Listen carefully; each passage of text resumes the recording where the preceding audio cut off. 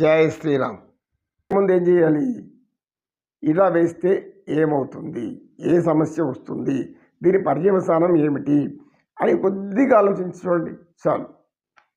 ఒక పని చేయాలనుకున్నప్పుడు, ఒక ఆలోచన వచ్చినప్పుడు, ఆ ఆలోచనను మనం కార్యరూపంలో పెడుతున్నాము అనుకున్నప్పుడు వెంటనే ఏం చేయాలి? ఈ కార్యరూపంలో పెట్టబోయి ఈ పని దీని వలన రాబోయే ఫలితాలు ఎలా ఉంటాయి? కర్మలో భగవంతుడు వదిలిపెట్టమన్నా ఆయన ఫలితాలను చూసుకుంటారు. అది మనం పరిశుభ్రమైన ఆత్మతో, పవిత్రమైనటువంటి ఆరాధనతో. అయితే ఆ సమస్యను చేసేటప్పుడు లోపల మనకు ఒక 3 శక్తులు ఉన్నాయి.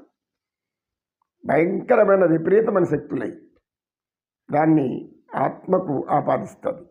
ఆత్మ ఏమో సత్యము, నిత్యము, పరమ పవిత్రము, పరమ పావనము, సకల సద్గుణాలు కలిగింది ఆత్మ. ఇదొక్కటి గుర్తుపెట్టుకోవాలి మనం. ఆత్మ అంటే సర్వ సకల సద్గుణాలతో కలిగి నిశ్చలంగా, నిర్మలంగా, పవిత్రంగా ఉండాలి, ఆనందంగా ఉండాలి, సంతోషంగా ఉండాలి అనుకునేదే ఆత్మ. అయితే దాన్ని చెలింపజేస్తూ ఉంటాయి ఏవి? మనసు, బుద్ధి, అహం. మనసు, బుద్ధి, అహం అనేటి ఈ 3 కూడా 3 విధాలు చెలింపజేయడం వల్ల ఈ లోపల ఉండేటువంటి ఆత్మ పాపం ఆలోచించుకోలేకుండా పోతుంది.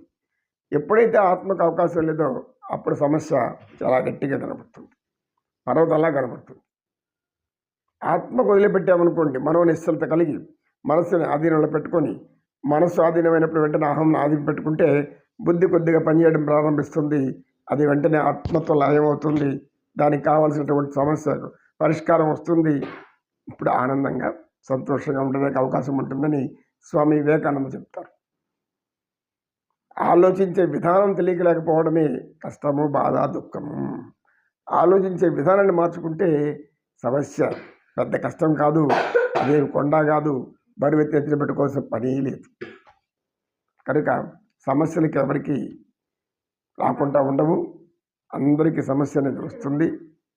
మొట్టమొదట గట్టిగా అనుకోవాల్సింది ఏమంటే ఆనందంగా, ప్రశాంతంగా, సంతోషంగా ఉండాలి అనుకోవాలి. అలా అనుకున్నప్పుడు మనకు ఉండేటువంటి సమస్యలన్నీ కూడా చిన్న దూది రేజింకుల్లా, దూది పింజలు అట్లా గాలి ఎగిరిపోతూ ఉంటాయి. సమస్య అనుకున్నప్పుడు మాత్రమే భయం వేస్తుంది.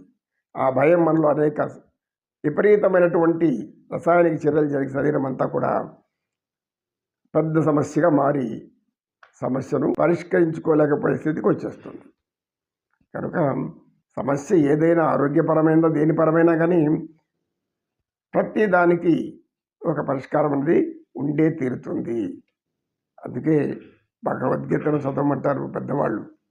భగవద్గీత అనే దాన్ని అది ఎవరికో వయసైన వాళ్ళకో ముసలికో కాదు, ప్రపంచ దేశాల్లో విస్తరించి ఉంది. ఇప్పుడు ఈ యొక్క ఇస్కాన్ కృష్ణ మిషన్ యొక్క శ్రీ భక్త ప్రభుపాద వేదాంత గారు, ఆయన జ్ఞానబోధ ఇతర దేశాల్లో చేస్తే అది ఇతర దేశాల్లో ఇప్పుడు మన యొక్క భగవద్గీత యొక్క సత్యము, ధర్మము, అందులో ఉన్న నీతి, న్యాయము, నియమము ఎక్కడ చూడు ఒక పరిమళించిన సూర్యుడి వలె దివ్య తేజంతో ప్రకాశిస్తున్నాయి.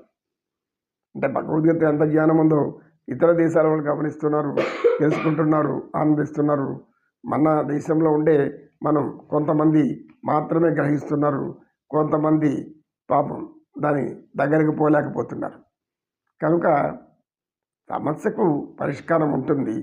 అయితే ఇప్పుడు సమస్య శాశ్వతమైనది కాదు అనుకున్నప్పుడు, సమస్య శాశ్వతము అనుకుంటే అప్పుడు పరిష్కారం కనపడదు.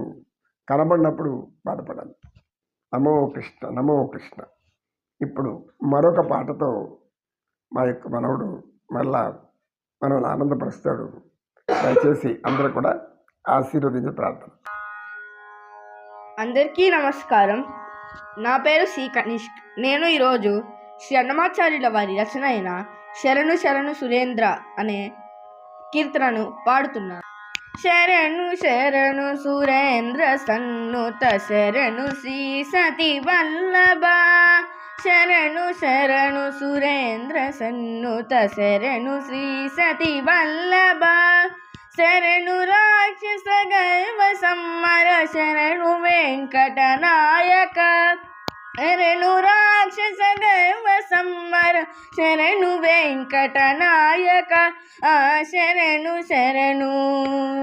కమలధరుడు కమలమిత్రుడు కమల శత్రుడు పుత్రుడు, కమలధరుడు కమలమిత్రుడు కమల శత్రుడు పుత్రుడు, క్రమముతో మీ కొలువుకి ఇప్పుడు కాచిన రెచ్చరికయ, క్రమముతో మీ కొలువుకి ఇప్పుడు కాచిన రెచ్చరికయ శరణు శరణు సురేంద్ర సన్నుత శరణు శ్రీ సతి వల్లభ శరణు రాక్షస గర్వ సంవర శరణు వెంకటనాయక శరణు శరణు. అనిమిషేంద్రులు మునులు దిక్పతుల మర కిన్నర సిద్ధులు, అనిమిషేంద్రులు మునులు దిక్పతుల మర కిన్నర సిద్ధులు, గణతతో రంబాడి కాంతులు కాచిన రెచ్చరికయ, గణతతో రంబాడి కాంతులు కాచిన రెచ్చరికయ శరణు శరణు సురేంద్ర సన్నుత శరణు శ్రీ సతి వల్లభ శరణు రాక్షస గర్వ సంవర శరణు వెంకటనాయక శరణు శరణు.